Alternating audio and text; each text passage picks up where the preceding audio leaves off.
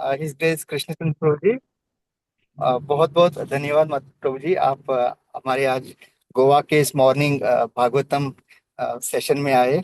तो मैं प्रभु जी का संक्षेप में थोड़ा इंट्रोडक्शन देता हूँ। तो जैसे हम जानते हैं, हिज ग्रेस कृष्ण चंद्र प्रभु जी, उनका जो नाम, कार्मिक नाम Hrishikesh Mafatlal Prabhu ji, vice chairman and chief executive of Arvind Mafatlal group. तो प्रभु जी इस्कॉन में 1985 में जुड़े, और तभी से श्री श्री राधा गोपीनाथ टेम्पल से जुड़े हैं। प्रभु जी बहुत सारी सेवाएं करते हैं। Prabhu ji counsellor, leadership council के chairman, trustee of Bhakti Vedanta hospital and Gopal garden school, और इवन जीवी जो है गोवर्धन इको विलेज में भी प्रभु जी का बहुत योगदान रहा है। प्रभु जी इतने बड़े पदवी पे होते हुए बहुत ही नम्र और बहुत सारे सेवा करते हैं। तो हमारा बहुत परम सौभाग्य है कि आज प्रभु जी हमसे जुड़े हैं। और ज्यादा वक्त ना लेते हुए प्रभु जी से नम्र निवेदन है कि हमें उनके मुखारविंद से कृष्ण कथा का लाभान्वित करे। बहुत बहुत धन्यवाद प्रभु जी। हरे कृष्णा, दंडवत प्रणाम। Dandavat Prabhuji, Dandavat to all. Actually, I am greatly honored and privileged to be with you. I genuinely mean it. I get very inspired by this consistent effort to try to be Krishna conscious. Am I audible? Yes Prabhu, yes Prabhu, you are Okay. Audible. Yeah. Right.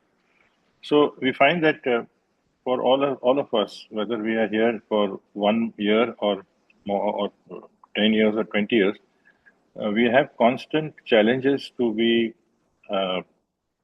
not to be distracted. And if you see the biggest difference with a pure devotee, like Srila Prabhupada was an example for us, the one difference is that they are always mindful of their situation. That means they are fully aware every moment, literally every moment. You can wake them up and they will be still thinking only of Krishna consciousness. They do not have any other uh, thought, any other desire, any other motive. So our challenge is that how do we become more mindful or more aware of the reality that is around us and where we are, and what is our position within this world. We are aware, but not on a moment-to-moment basis, or not very frequently, and then we tend to get caught up in so many issues. So just recently, I heard a wonderful lecture by His Grace Mukundmala Prabhu in Mumbai Chopati, and he was referring to this book by His Grace Vaisheshika Prabhu. Perhaps some of you may have read it. So I wanted to speak a little bit about that.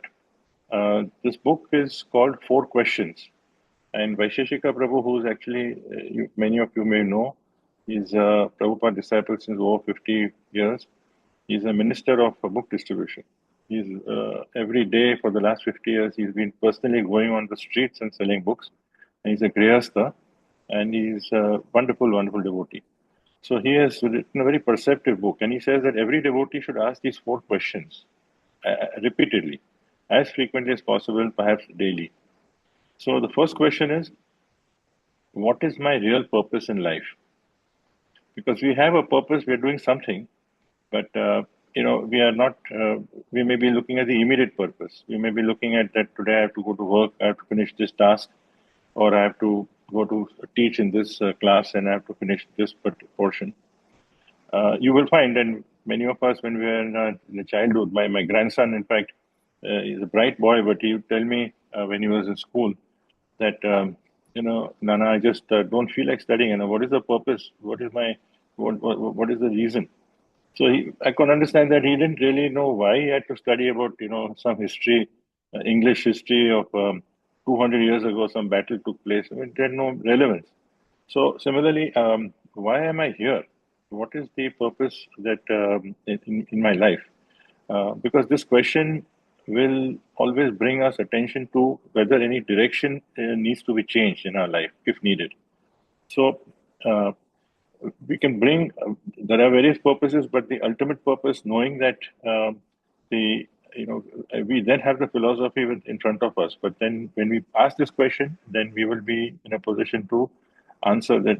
Yes, I'm a spiritual being in a material body temporarily. I'm playing my role today. I'm doing this with my occupation, with my relationship with my family. I need to do the best. But ultimately, I've been born by Krishna's given me this birth. Krishna's taking is going to take me away at some time, and I need to. I don't have much time.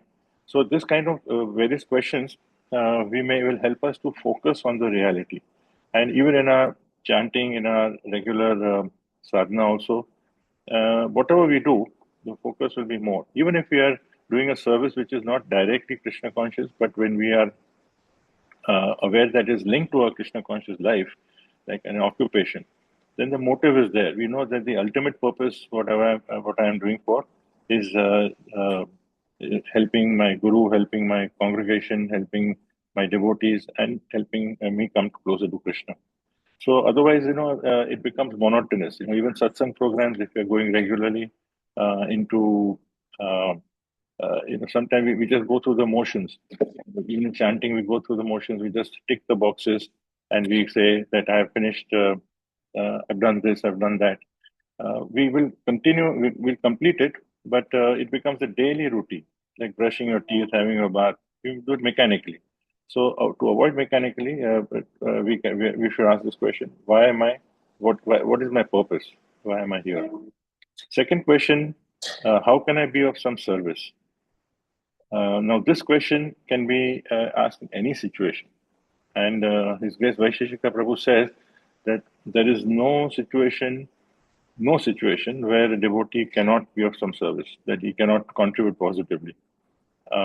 It may be, because our tendency may be that, well, this is to be done by the government, this has to be done by the GVC, this is to be done by the councillor, this is done to the temple president. What am I? I'm a small person. What can I do? So we are, but in a reality, what is my after we say what is my purpose and what I can do in service, what should I be doing now? If you ask this question seriously, then the opportunity will come through. The opportunity, Krishna will only reveal the opportunity. It could be a small thing. It could be you just notice that some elderly person needs some help. It could also be that we are in the temple. We're just all standing after Bhagavatam. We are going for prasad. There's a long queue. Just standing in queue patiently rather than breaking the queue is a service. We think that service is that I have to stand behind the pot of rice and help others. That is one service, definitely.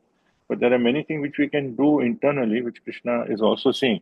And we don't need to do it in presence of someone else. Sometimes we feel that the service has to be, we get motivated when people are watching and to tell someone. No, it is really between us and Krishna.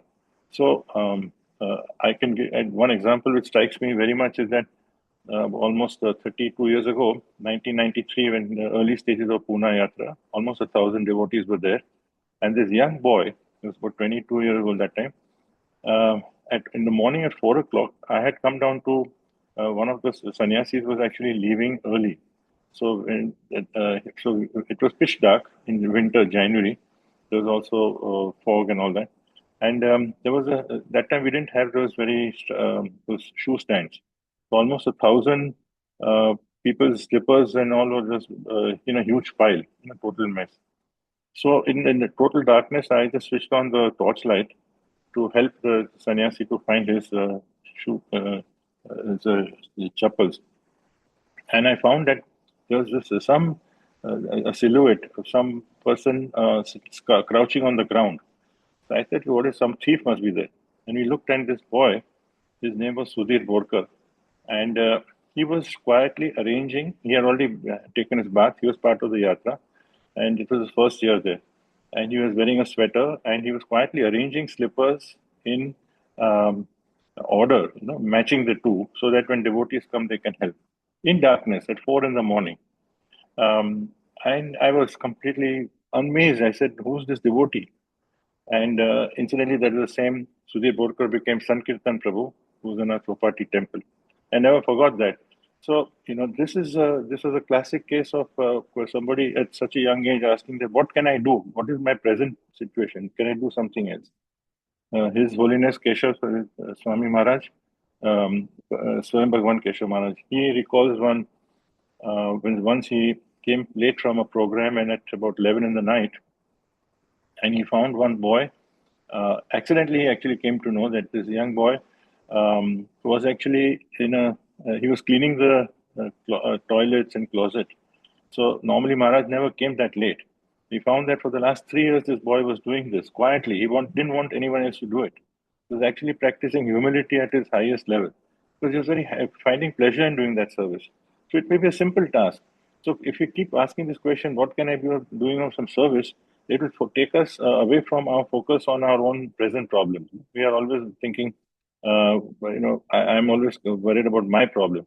But when we look outside and see what can we do, it really helps us. Third question: what is the lesson? So especially if you're going through a difficult situation, we tend to think that we kind of have a victim mentality. That why am I suffering? I've really not done. In fact, I'm doing so much japa. I'm doing helping others. I've done good things also, but this is too disproportionate. Why am I doing this? So instead of that, if we consider saying that what is the lesson for me? What is Krishna trying to teach me through that? I've maybe it is that he wants me to be more tolerant. Maybe it's that he wants me to be more compassionate. Maybe he wants me to be more humble. My ego is being smashed. There could be so many questions, so many reasons Krishna's teaching us, and we only have to look to ourselves. Actually, almost as we know in Bhagavad Gita, the four types of people come to Krishna consciousness. Of the four, most of them come through distress, and most of us may have come through big challenging situations. Now, imagine the fact that when we were going through that, we never had the inkling that what is there in store for us. And Krishna and His kindness, because He put us in that misery, so-called miserable situation, very difficult, challenging situation, we turned towards Krishna, or we were receptive to some devotee giving us a pamphlet, or we came to the temple and something clicked, or we heard a online class, whatever. So Krishna creates a situation just for us. Only thing, we have to have faith in Him. So if we consider in this question, what is the lesson? We'll have an instant improvement. And we may not know at that time, but later on, if we keep on asking this question, we will then connect the dots and say that because these things happened, I've become a better person.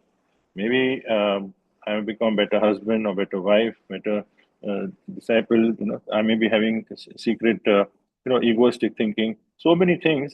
So it's a very nice question to ask about what can I learn from that, especially if it's a very challenging situation. And the last question, and perhaps the most important, is that where am I investing my attention right now? We have enough of distractions. There is no shortage. In fact, every year it just explodes and multiplies.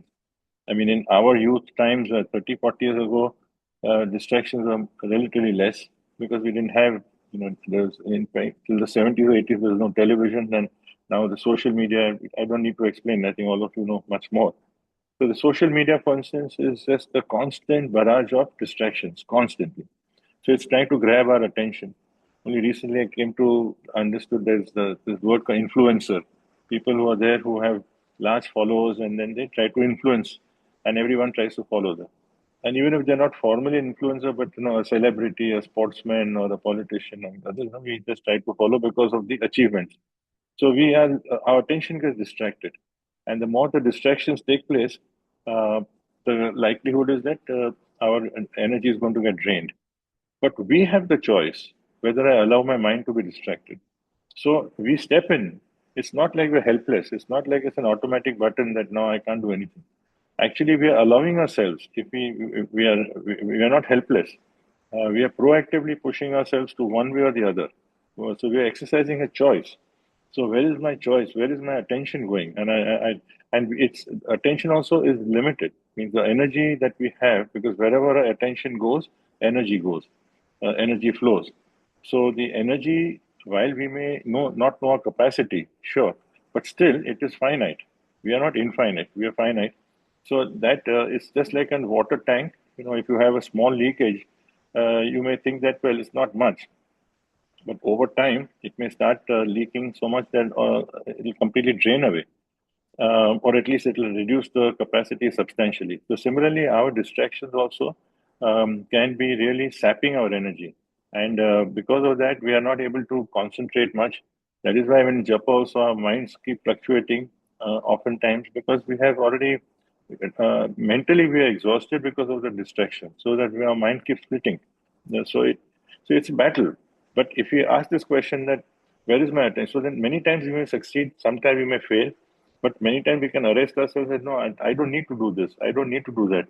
I can check myself. So that question is something which can help us. So these are the four questions which uh, Vaisheshika Prabhu puts in. And Mukundwala Prabhu makes a very nice statement. He quotes Stephen Covey.